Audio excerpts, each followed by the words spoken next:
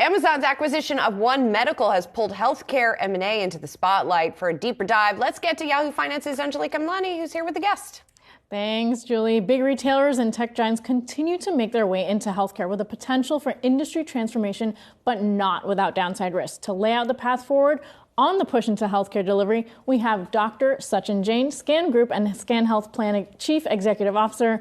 Sachin, thank you so much for joining us today. I know that this is something that you have really opined on. You recently wrote up a piece about it as well. It seems like there's a lot of interest in this retail push into healthcare, but I know that you have sort of a cautionary tale. Tell us about it. Thanks so much for having me, Anjali. Look, these are potentially industry transforming deals. I think people have long hoped that retail plus healthcare could equal a better experience for patients. But the cautionary tale is really about the very different cultures of retail and clinical service entities. And I think these deals could end up being highly transformative for healthcare, or they could go down as potentially the worst deals in the history of the healthcare industry. Both Oak Street and One Medical are remarkable companies. I think hatched as independent companies, venture-backed, grew rapidly over the last decade. Remarkable founders, huge attention to clinical culture, and they're now being merged into large publicly traded companies that do other things. And I think the opportunity is really to connect the dots, to take the Amazon Prime offering and connect it to the clinical care offerings in One Medical. For CVS to merge some of its insurance offerings through its Aetna franchise with some of the retail capabilities through CVS, with some of the clinical capabilities of Oak Street. I've just been around the block enough to know that oftentimes, publicly traded entities don't necessarily understand clinical culture. They're making decisions sometimes for the short term. And when you are making decisions to hit a quarterly earnings target, you aren't necessarily doing the things that you need to do to improve people's health over the long term. And so these deals, again, like I said, could be the very best thing that happens for U.S. healthcare, or potentially the very worst. It's interesting to me that we're seeing this push, considering what I think is the complete opposite happening, say, in the pharma sector, right? You see companies divesting their consumer brands, trying to become leaner machines. So it almost goes to this healthcare industry at large isn't really on track. No one's on the same page, and there's so many little things going on at the same time. I just wonder, should consumers really be paying attention to these moves? Because I almost feel like people don't even know that CVS is more than just a drugstore company. Yeah, I think, I think consumers are going to be hit over the head with it over the next couple of years, because they're going to see it every time they walk into a CVS store. And so they have seen it already through Minute Clinic. But I think, those of us who've kind of been CVS customers, have walked into a store, have experienced the fact that they're still figuring it out. They're still figuring out how to make all the different pieces of the business work together to create a better experience for the consumer. I think the possibilities are incredible. You have a company that owns an insurance arm. You also have a company that now owns a clinical care delivery arm, as well as a retail pharmacy.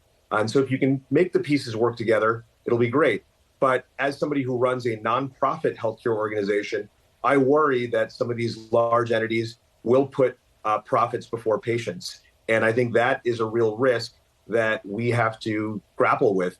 I think the American public is tired of being seen as a profit center when it comes to their health and their wellness. And so I think that there is an opportunity, actually, for the nonprofit sector to step up and start to try to make some bigger moves. That's something that we're doing at Scan Group. We announced our intention to merge with Care Oregon, which is a nonprofit Medicaid-focused health plan in Oregon, and really try to make 1 + 1 = 3 to improve the experience for patients. Because I do think that the American consumer is tired of being seen as a profit center by U.S. healthcare. Well, we've seen a lot of that, right? We've seen, for example, hospitals, they're also, many still non-for-profit, struggle to do so. And that's sort of where corporate comes in, where for-profit comes in. We saw during the pandemic, the government link up with these for-profit centers because of the scale, because of the ease of distributing services. So how can they compete in this space when you have the money and the network with these profit centers? Well, I think it's through the integrated experience. At the end of the day, I think, these acquisitions cover one piece of the healthcare experience, primary care. But the minute that you need something outside of primary care, you may need a specialist, you may need a hospitalist, you may need a dialysis center. And so I think one of the potential risks of these acquisitions is actually further driving, what I would think of as the lack of connectivity to people's healthcare delivery, because a lot of healthcare delivery exists outside of primary care. And so, again, I think the complexity of primary care services is one challenge for these large entities. But I think the complexity of connectivity to the broader healthcare ecosystem is something that actually the large healthcare systems have actually done decently well. If you have a major illness and you go to a large health system, your care can largely be contained to that large health system.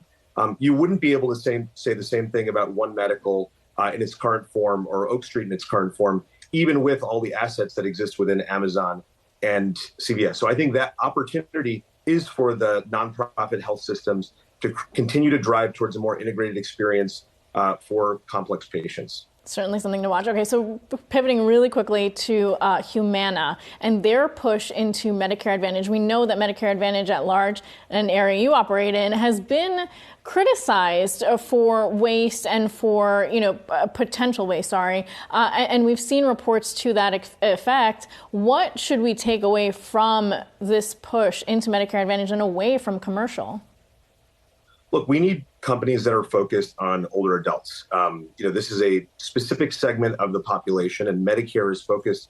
Medicare is the federal government program that is focused on people who are older adults and are disabled.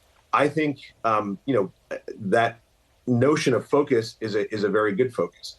The thing I worry about, though, is Humana is a public for-profit company that has to deliver to shareholders. And I think as such, there are opportunities, I think, to focus more on shareholder return than on patients. And that's why I think, the American public writ large needs to grapple with this question of, do we want to be delegating the provision of medical care to for-profit corporations that are beholden to shareholders first and to patients second?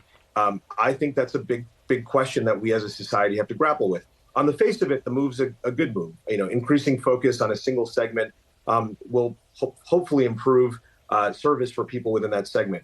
But I do think that there is this bigger question of, what kinds of companies should be delivering these services, and I think we as a society need to grapple with that more seriously. Certainly, especially as employers are also starting to question their third-party administrators. But we don't have time to get into that today. Dr. Sachin Jain, Scan Group CEO, thank you so much for joining us today. Thank you, Anjali. Really appreciate the opportunity.